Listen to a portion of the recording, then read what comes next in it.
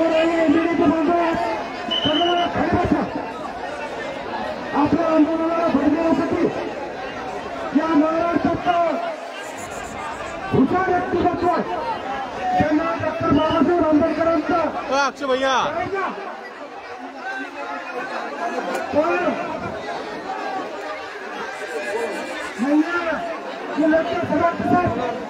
आपल्या आंदोलनाला बळ देण्यासाठी आलं. येऊ दादा त्यांच्या मनापासून आपण व्यक्त करतो आणि त्यांच्या पत्नी सुद्धा आपल्याला भेटण्यासाठी आलेले एक लहान मुलगी म्हणजे वृद्धवस्थ साहेब आपल्या कुटुंबासहित या 18 पगारासाठी किती त्रास होतात हे आपल्याला माध्यमातून कळते. लवटे सर आपल्याकडे निवेदन जे दिलंय आपण 22 तारखेचं ते इकडे घेऊन या. लवटे सर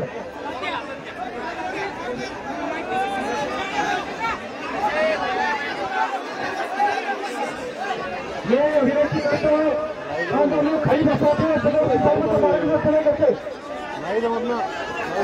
त्यांचे तथ्य अन्य सगळ्यांनुसार आपल्या फॅमिलीसाठी आपल्या पुढच्या भेट आले कृपा करून तुम्हाला विनंती वाटली.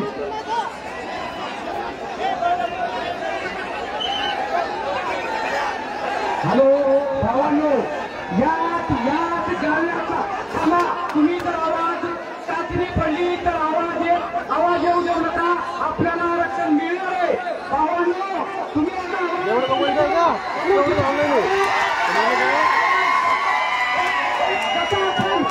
जसं श्रद्धांजली देतो तसा तुम्ही चूप आवाज बघू. आपला आवाज बंद करा. बघू आवाज येऊ देऊ नका. आवाज हा भावांनो एक लक्षात घ्या.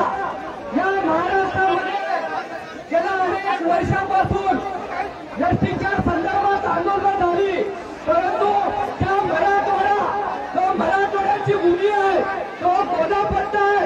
त्या गोदापट्ट्यामध्ये खऱ्या अर्थानं या ठिकाणी दीपक भाऊ सारखा योद्धा या ठिकाणी आंदोलनाला उभा आहे. मराठवाड्याला दीपक भाऊचं आंदोलन कुठल्या मोमेंटवर सुरू झालंय तो मिनिट भाऊ कुठल्या मोमेंटवर सुरू झालंय 17 तुम्हाला सांगतोय मी जालन्यात आलोय भाऊसाठी. या ठिकाणी या भाऊनी गेल्याही सरकारला दिली 24 तारखेची. अरे सरकार 24 तारीख हा 21 तारीख आहे 21. म्हणून तुम्हाला भाऊची विनंती आहे तुम्ही सगळ्यांनी बसा. तुम्ही सगळ्यांनी बसा. भाऊनी मला सांगितलं तुम्ही सगळ्यांनी बसा. समजलं. तुम्ही जर बसलं तर या ठिकाणी भाऊचा सन्मान आहे. तुम्हाला दीपक भाऊची शपथ खाली बसा.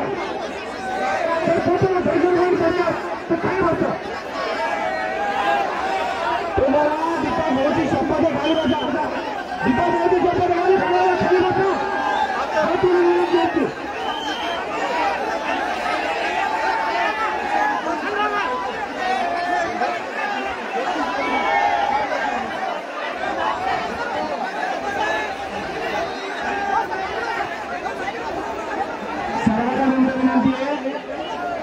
आपल्याला दीपक भाऊ मार्गदर्शन करणारे शांतता ठेवा. दीपक भाऊची आई झालेली आहे त्यांना अरे तो माणूस त्यांच्यासाठी स्वतःची बसले त्याची पर्वा करावा. तुम्हाला हसून माझे स्वतःचे आई वडील सगळ्या घराला तुळशी पत्र ठेवून तुमच्या जरा भान ठेवा. भान विनंती माझी सगळ्यांना.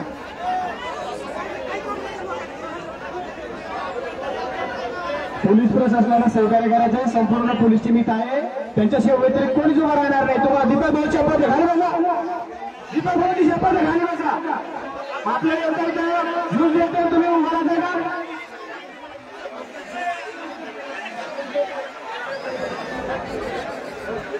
आहे त्या ठिकाणी खाली बसून घ्या सर्वजण. आहे त्या ठिकाणी खाली बसा. स्टेज समोरील लोक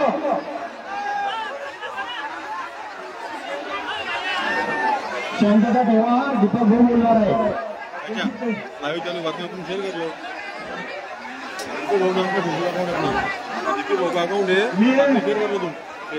सगळ्या मल्हार बांधवाच्या वतीने विनंती करतो की या महाराष्ट्रात धनगर समाजाच्या बाबतीतलं हे आंदोलन आणि त्या आंदोलनाला काय ते तथ्य शांतता ठेवा आपल्याला भेट देण्यासाठी आले. मी सदावर्ती साहेबांना विनंती करतो की आपण या जनतेला संबोधित करावं.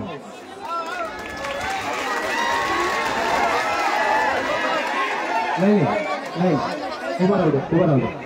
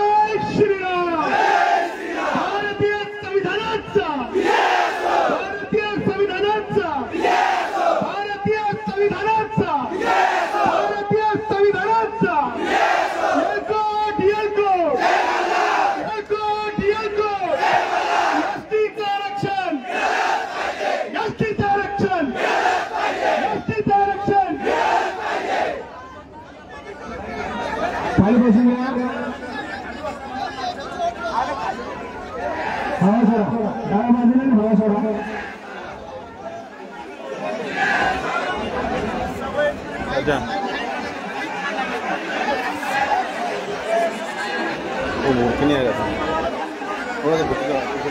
थोड़ा पीछे है तुम्हारा कैमरा. वो मूर्ति नहीं आ रही.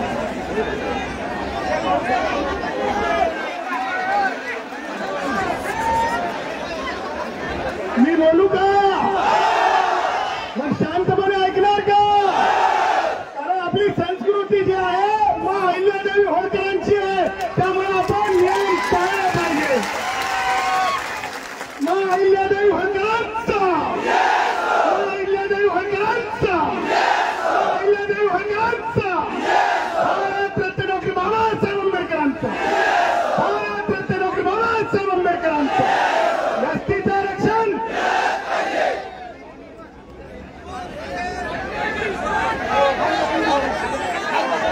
मी डंक्याची चोट पर बोलणार आहे.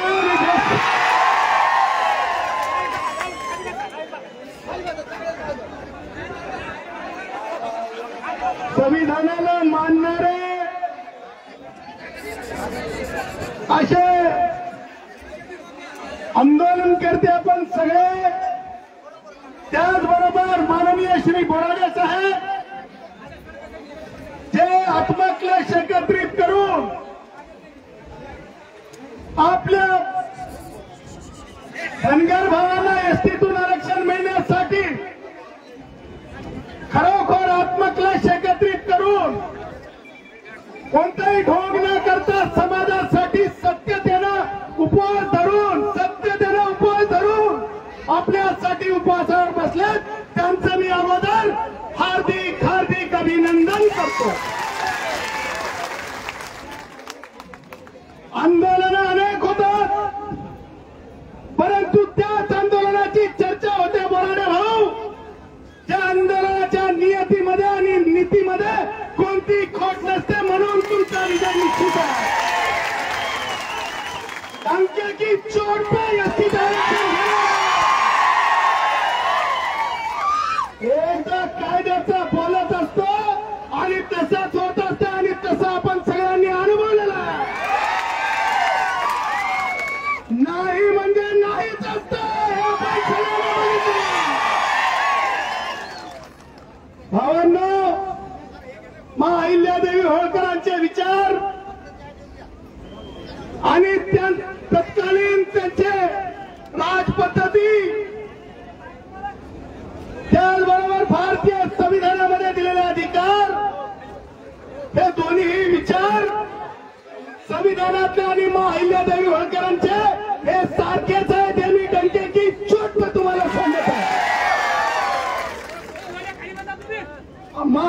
अहिल्यादेवी होळकरांचे विचार आणि भारतीय संविधानामध्ये दिलेले आरक्षणाचे विचार, आरक्षणाच्या तरतुदी ही माणसाच्या पूर्ण विकासाची तरतूद आहे. त्याचं उदाहरणच द्यायचं झालं तर अहिल्यादेवी होळकरांच्या काळामध्ये आपण ज्या प्रकारे पाणी पिण्यासाठी पाणवटे हे करण्यात आले, त्याला आपण काय म्हणतो, पाणी बारवा तयार करण्यात आल्या. त्याच बारवा कशा प्रकारे असावा आणि माणसाला पूर्ण आयुष्य चांगलं जगता यावं यासाठी भारतीय संविधानाच्या आर्टिकल 21 मध्ये भारतरत्न डॉक्टर बाबासाहेब आंबेडकरांनी तरतूद करून ठेवली आणि ती तरतूद मग अहिल्यादेवी होळकरांच्या विचाराची आहे.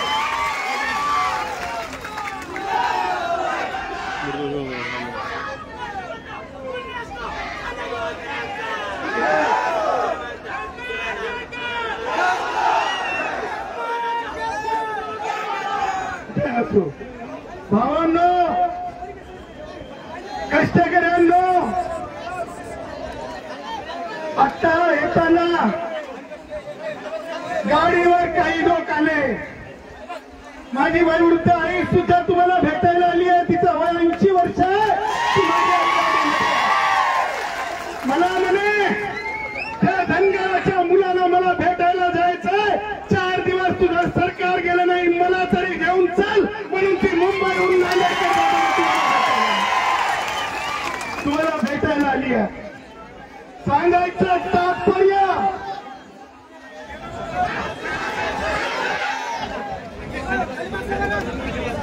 भावांनो, मला तुम्हाला सांगायचंय, भावांनो, मला तुम्हाला सांगायचंय,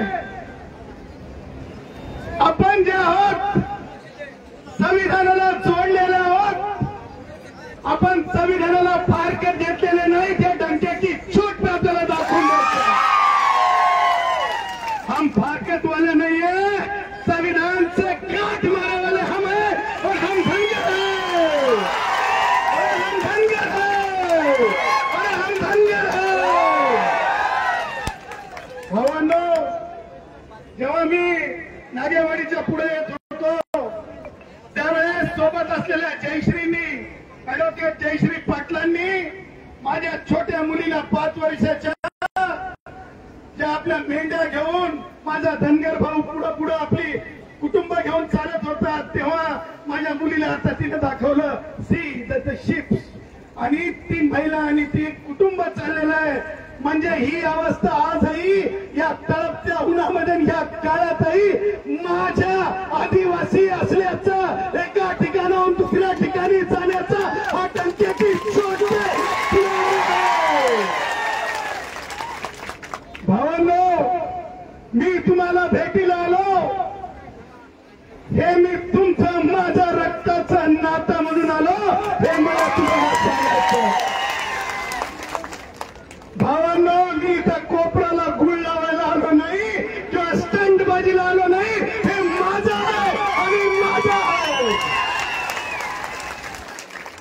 लक्षात घ्या, मला बोलताना फार राखून तोलून आणि संविधानाच्या आधारे बोलावं लागतंय, कारण मी कोर्टामध्ये मांडत असतो.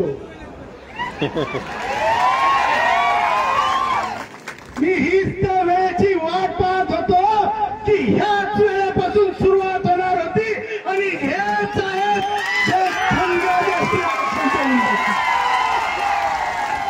चला थोडं कायदेशीर बोलू. आता शांततेनं ऐकणार, शांततेनं ऐकणार.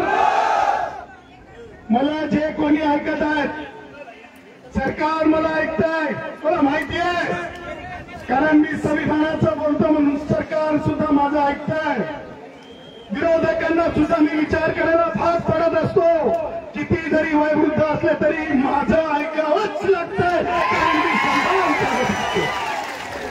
भावांनो, कायदेशीर बोलताना पहिली पायरी सगळे लक्षात ठेवा. सगळे तुम्ही प्रशिक्षित झाले पाहिजे, उत्तर देता आलं पाहिजे.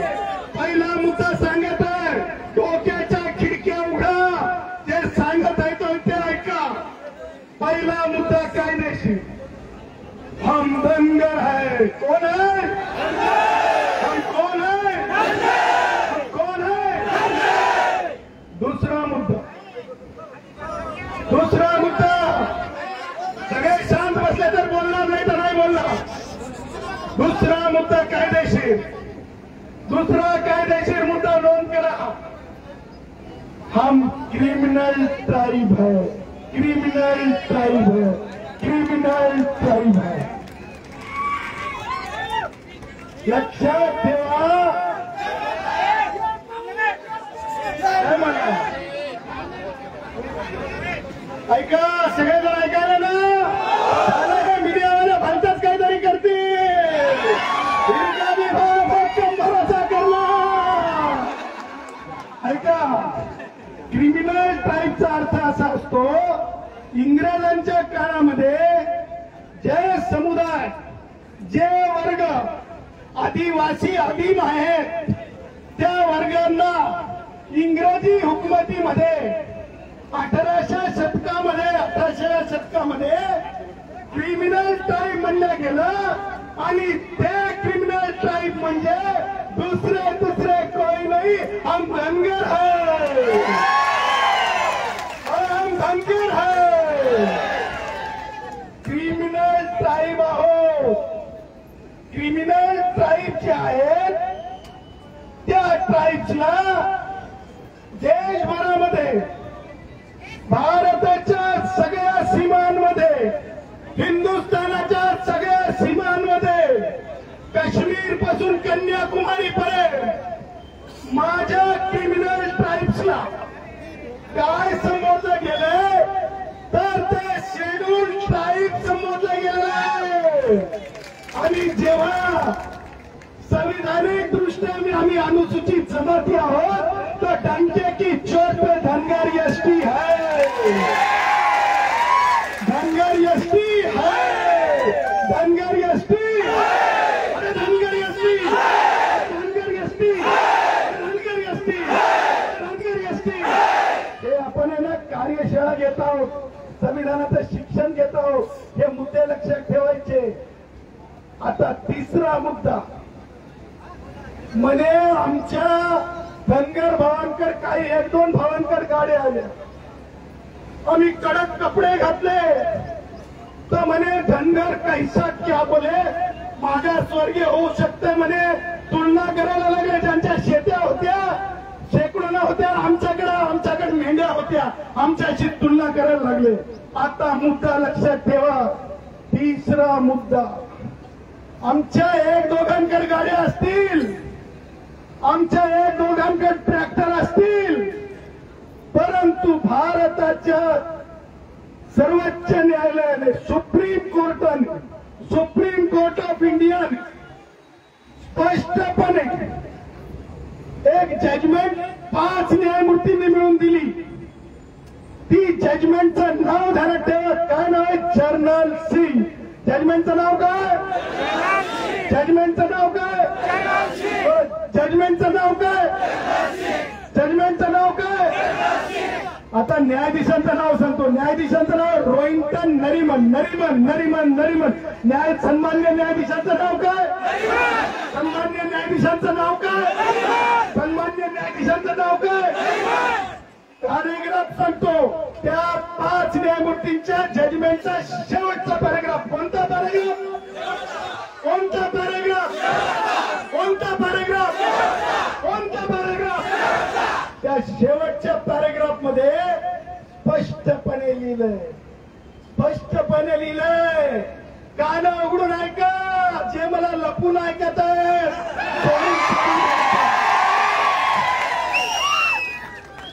कानं उघडून ऐका. त्या पॅरेग्राफ मध्ये लिहिलंय, अरे अनुसूचित जाती, अनुसूचित जमातीचे वर्ग येतात, त्यांचं मागासले पण तपासण्याचीच गरज नाही.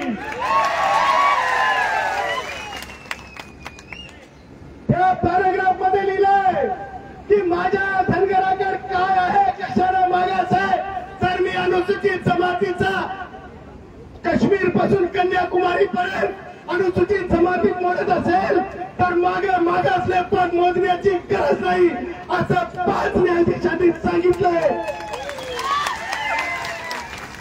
म्हणून डंके की चोट पे धनगर एसटी है, डंके की चोट पे धनगर, डंके की चोट पे धनगर, डंके की चोट पे धनगर।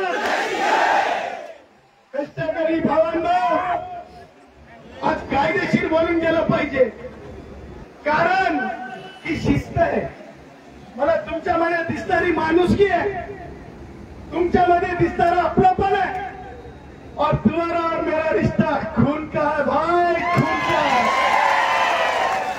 कष्टकरी भावांनो, पुढच्या 5व्या मुद्द्याकडे जाऊ। तुम्हाला सांगतो, आमची माणसं एसटी आहेत आणि म्हणून आमची भाषा सुद्धा, आम्हाला एसटीचे हक्क जर तेव्हा दिले असते तर थोडी थोडी पुढे गेली असती। आणि आमच्या भाषेचा जर एवढा राग येत असेल तर आम्हाला एसटी रिझर्वेशन देऊन टाका, आमचा सुद्धा प्रचंड प्रचंड असा आमची प्रगती होईल। आणि भाई, जर तुम्ही आम्हाला एसटीचं आरक्षण देणार नसाल, आम्हाला मिळणार नसेल, तर आमच्या भाषा अशीच राहील, डंकेची चोट अशीच राहील। भावांनो, मला माहिती आहे, मला माझा धंदा रेतीचा नाही, माझा धंदा रेतीचा, मी टिप्परवाला नाही, मी चप्पी पीत नाही, चप्पी पाजत नाही। तुम्हाला सांगतो, हा माझा धनगर भाव असेल किंवा माझा दुसरे माझे आमदार धनगर भाव असतील, गोपीचंदजी असतील, हक्के साहेब असतील,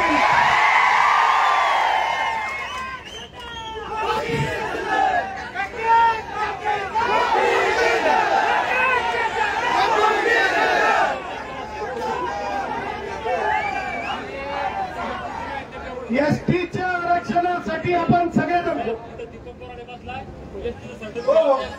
एसटीचं घेऊनच राहणार सर्टिफिकेट, एसटीचं सर्टिफिकेट घेऊन राहू, दीपक बोराड्यांच्या हात मजबूत करू।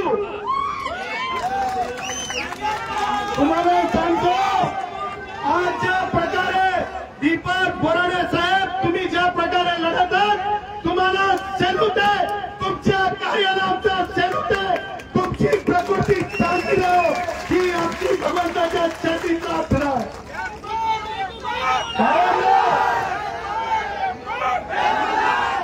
हे प्रकरण केवळ रस्त्यावरली लढाई नाही, तर न्यायालयात सुद्धा आपल्याला ही लढाई लढावी लागेल आणि ती डंक्याची चोट लढावी लागेल।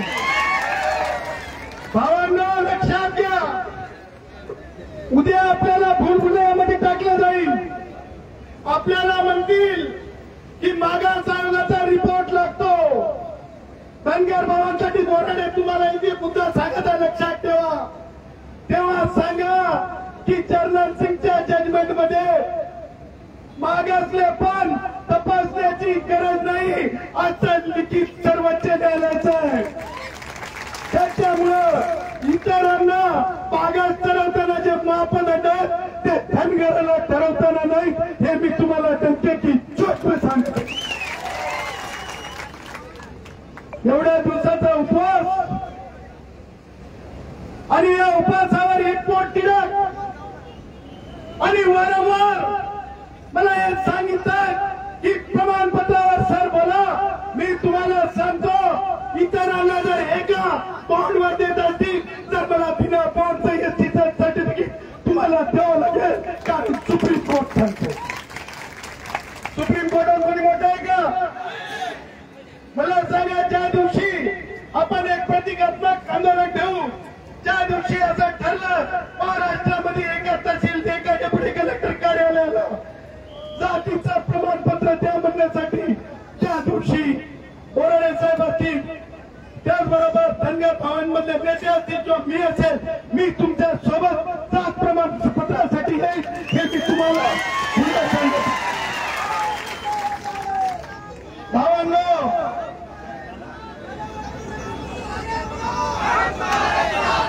ही जागा राजकीय नाही, ही जागा एक एक व्यक्ती आत्मक्लेश एकत्र करून आपला उपवास आपल्या समाजासाठी आपली प्राण देण्यापर्यंतची बाजी या व्यक्तीने लावलेली आहे. मी बोराडे साहेबांच्या बाबतीमध्ये सरकारमध्ये ऐकते बरं का बोराडे साहेब,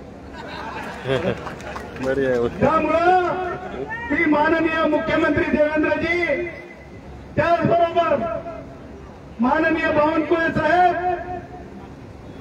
श्री संजय शिरसाट समाज कल्याणचे आहेत म्हणजे तुमचा त्याच्यावर रोल येतो, आणि त्याचबरोबर दिनार्थ माननीय श्री गिरीश महाजन साहेब, आमच्या रक्तमासाचं आमचं हो, आमचं बोराडे हो, 4 दिवसाचा उपवास आहे, तातडी 5व्या दिवसाचा उपवास आहे, तातडीनं यंत्रणा हलवा आणि आमच्या बोराडे साहेबांकडे या, ही मी आपल्याला आवाहन करतो. आणि येताना नुसतं येऊ नका हो, येताना नुसतं येऊ नका हो, वादा नाही हो, मी सांगतो ऍक्ट घेऊन या. त्या ऍक्टचं स्पेलिंग आहे ACT. काय आहे जिया नाही, ऍक्ट घेऊन या. बँकेची छोटसे प्रमाणपत्र मिळतील आणि या माझ्या भावाचा उपवास सत्कारणी लागेल, कारण या भावाची पोटी आहे.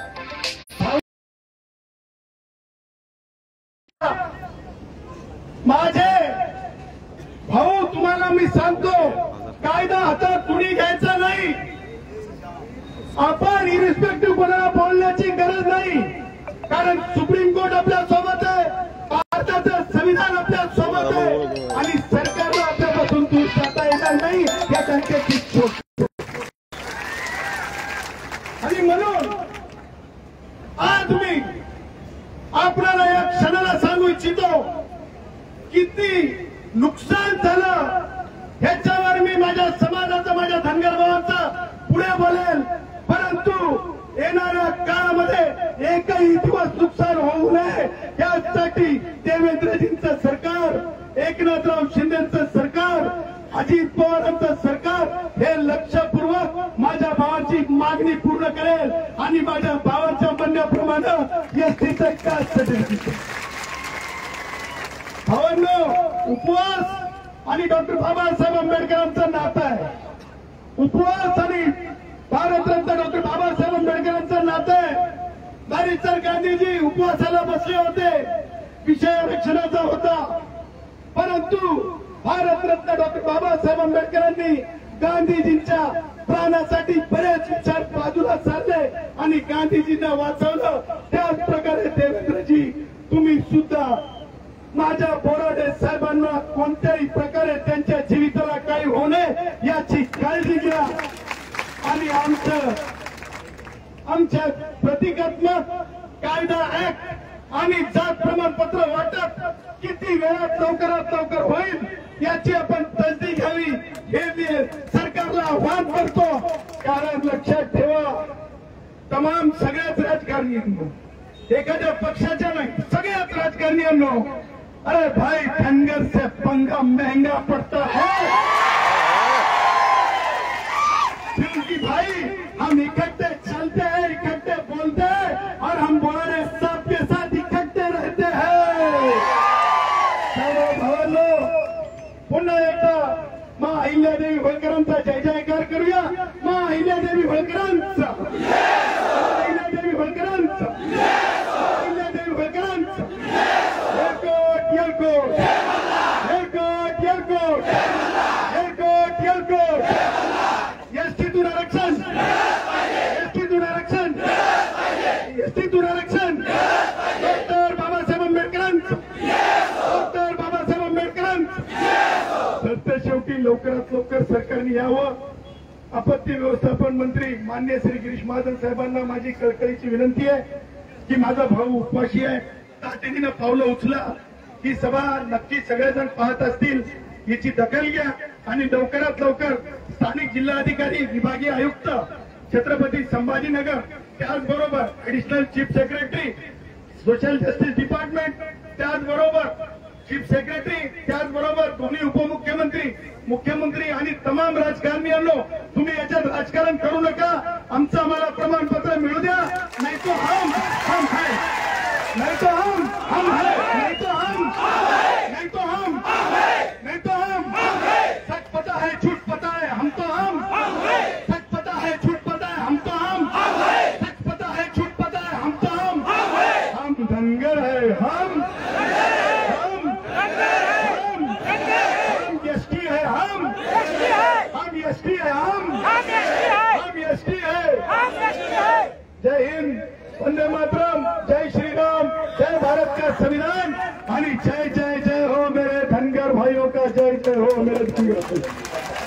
बहुत बहुत या ठिकाणी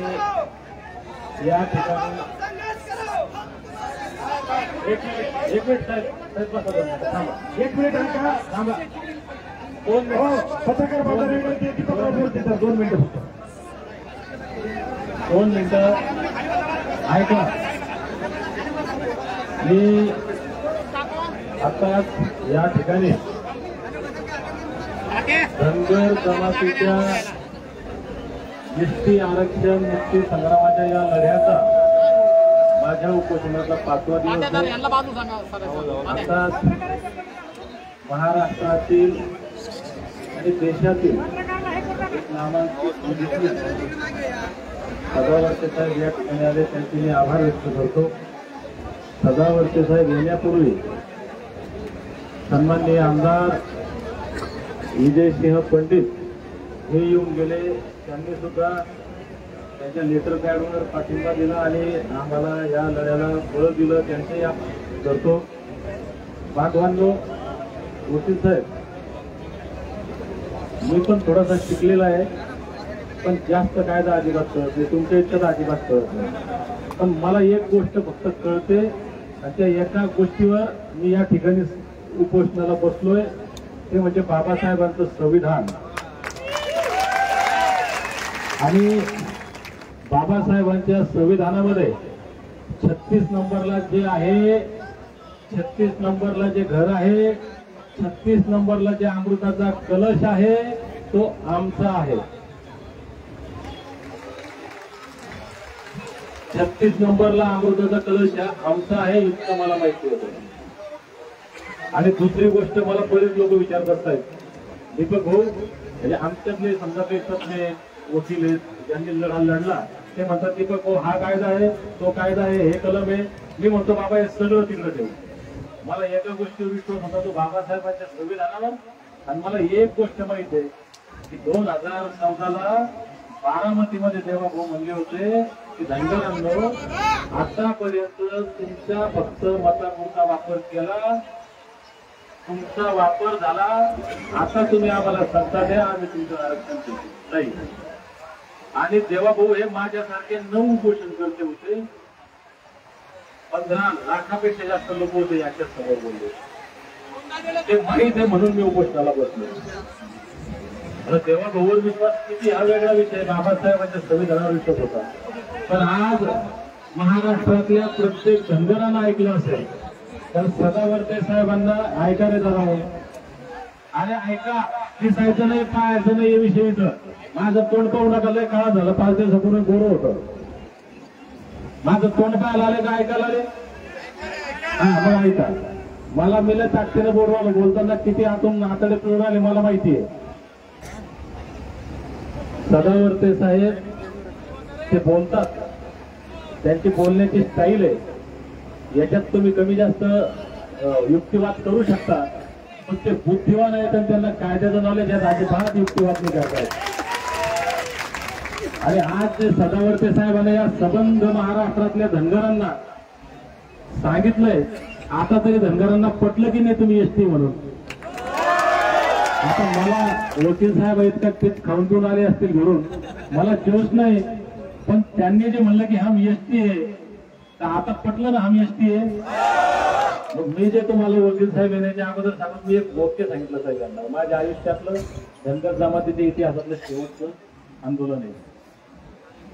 आणि मी त्यांना सांगितलं, मी ते 24 तारखेला बाकी गोष्टी बोलला अजून त्या अर्धवट आहेत, पण मी सरकारला इशारा देतो, सरकार खबरदार, माझा आवाज चालू आहे, 24 तारखेला तुम्हाला इशारा मोर्चा आहे, आमचा हक्काचा आहे देवा भाऊ, आम्ही माझा आवाज चालू आहे तोपर्यंत द्या, माझी श्वास चालू आहे तोपर्यंत मला आनंद उत्सव साजरा करू द्या, माझा श्वास चालू आहे परंतु माझ्या लेकरांना प्रमाणपत्र द्या. भावांनो, मी जिवंत असेपर्यंत तुमचं एसटीचं प्रमाणपत्र मिळेल, विश्वास ठेवा. आणि नसल तर महाराष्ट्रातला मीडिया, सोशल मीडिया पाहतो, धनगरांनो पेटून उठा. दीपक बोर्डेचा श्वास त्या दिवशी थांबला, त्या दिवशी तुम्हाला फसवणाऱ्यांचे घर जाळून टाकायचे. जे नेपाळमध्ये झालं त्याचा इतिहास घडवा. मी जाहीर सांगतो, माझ्यावर पुणे दाखल झाले चालतं. अरे आमच्या बापाचं आहे, भारत कोणाचा आहे? भारत चंद्रगुप्त मौर्यांनी निर्माण केलेला आहे. भारत कोणाचा आहे? सम्राट अशोकाचा आहे. आणि आम्ही त्या सम्राट चंद्रगुप्ताच्या अशोकाचे वंशज आहे. आणि आज के पार झेंडे लावले कोण? जगात मराठेशाहीचा डंका फडकवला कोण? त्या मल्हारराव होळकरांचे आम्ही वंशज आहे. अरे जग ज्या इंग्रजांपुढे झुकलं ना, ते इंग्रजच्या माणसापुढे झुकले, त्या महाराजा यशवंतराव होळकरांचे आम्ही वंशज आहे. अरे एकटा यशवंतराव जगतच्या त्या इंग्रजांना भेटला. अरे तुम्ही किती आहे? मी जाहीर बोलतो, उद्या माझ्यात ताकद राहिली मला माहित नाही, मीडिया माझं ऐकायला मला माहित नाही. काय कायदे आपले लेकरं, जे लेकरं शाळेत शिकतात त्यांना 24 तारखेच्या मोर्चात आणा. एकाही लेकराला घरी ठेवू नका. बाबावर तुम्ही नाही आले सांगतो, शाळेच्या गणवेशात लेकरांना आणा. माझ्या आईल्या माईच्या लेकींना आणा. तुम्ही नाही आलेच चालतं, कारण तो शांततेचा आणि संविधानिक मार्गाचा मोर्चा आहे. मी एसपी साहेबांना सांगितलंय की मी इथं आहे तोपर्यंत जालन्यात कायदा व सुव्यवस्थेचा प्रश्न निर्माण होणार नाही. म्हणून 24 तारखेचा इशारा मोर्चा होईपर्यंत मी मरणार नाही. पण 24 तारखेच्या इशारा मोर्चानंतर जर सरकार खबरदार झालं नाही तर याच्यानंतर तुमच्या शिक्षणाच्या, शाळेत जाणाऱ्या, ज्याला नोकरीचं भविष्य आहे, अशा एकाही मुलाला मोर्चात आंदोलनात आणायचं नाही. जे मेंढरामागे जातात, जे मरायला आलेत, कर्जबाजारी होऊन आत्महत्या करत असतील, बेरोजगार होऊन आत्महत्या करत असतील, या सर्वांनी बघावत पुन्हा दाखल करा माझ्यावर. नेपाळमध्ये झालं त्याच्या पलीकडे घडवा. माझा श्वास जोपर्यंत चालू आहे तोपर्यंत कायद्याचं पालन, माझा श्वास जोपर्यंत चालू आहे तोपर्यंत संविधानाचं पालन, माझा श्वास जोपर्यंत चालू आहे तोपर्यंत पोलिसांची भीती, माझा श्वास जोपर्यंत चालू आहे तोपर्यंत देवेंद्र फडणवीस आणि त्याच्या सरकारची भीती. ज्या दिवशी माझा श्वास संपला त्या दिवशी तांडव करायचं. वकील साहेबांचे आभार मानतो आणि थांबतो. धन्यवाद.